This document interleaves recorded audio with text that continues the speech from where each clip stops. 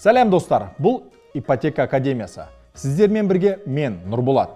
Сіздер не тегін және не үшін тегін деп ойлаған боларсыздар. Бұл ипотеканы қайда және қалай рәсімдеген тиімді екенін тегін үйрететін курс. Енді танымал блогерлар мен күмәнді адамдарға курстар үшін ақша төлеп қажет емес. Бұл шығарылымның барлық сериясын көргеннен кейін сізде ипотеканы қалай алған дұрыс деген ешбір сұрақ туындамайды. Ал егер қандай да бір сұрақтар туындаса, төменге пікір ретінде жазып кетіңіздер. Біз жедел түрде жауап беретін боламыз. Ең әуелі отбасы банк деген не? Осыны айтайық.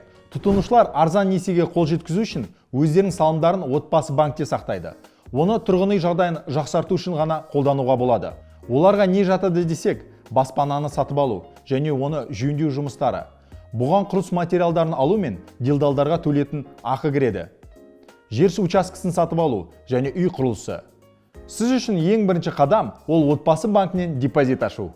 Ешқандай қиындығы жоқ екен ғой, отбасы банк арқылы пәтер сатып алатын боламын. Әрине, оның барлығын біздер алдағы бейнероликтерден көретін боламыз. Мен оны асыға күтемін.